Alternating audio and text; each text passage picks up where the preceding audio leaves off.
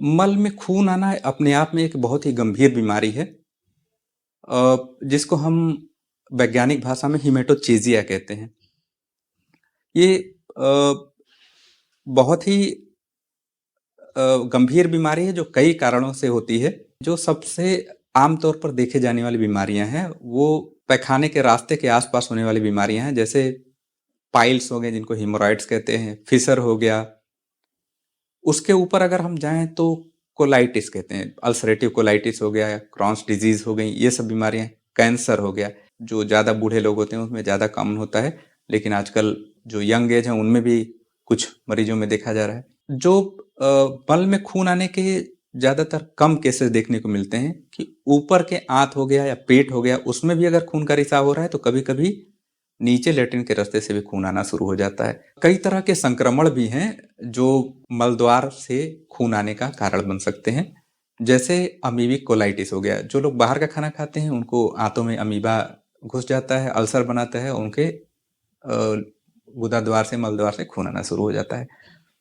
दूसरे और भी कई इन्फेक्शन हैं, कृमि जो आंतों में जाते हैं अल्सर बनाते हैं, उसमें हुकवर्म भी है।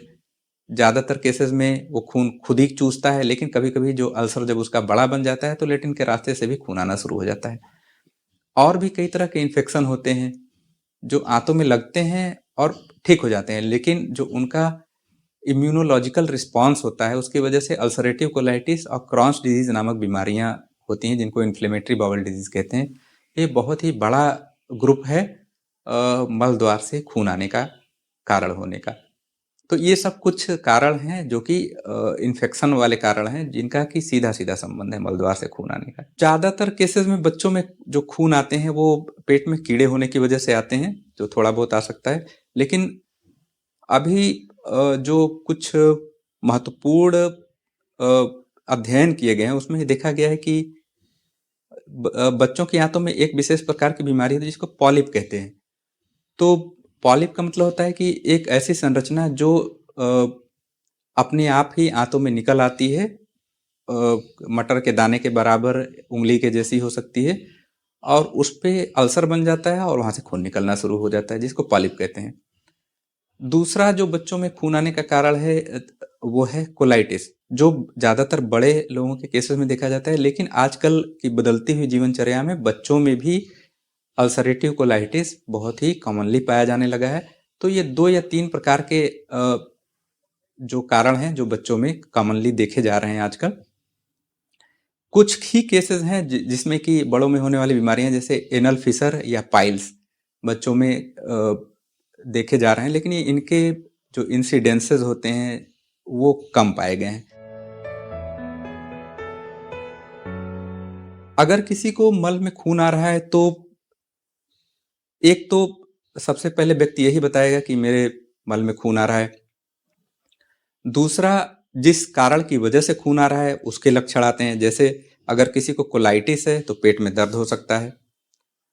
अगर किसी को पाइल्स हैं, फिशर है, तो वो ये बताएगा कि लेट्रिन के एरिया के आसपास मुझे दर्द होता है, या वहां कोई एबनॉर्मल स्ट्रक्चर या गांठ या कुछ इस तरह से दिखाई पड़ रही है मुझे, या महसूस हो रही है। अगर किसी को कैंसर है तो कोई गांठ महसूस हो सकती है। अगर ऊपर से किसी को आंतों से खून आ रहा है तो ज्यादातर केसेस में लीवर की बीमारी होती है। तो लीवर से रिलेटेड जो बीमारियों के लक्षण होते हैं वो आदमी को दिखाई पड़ सकता है।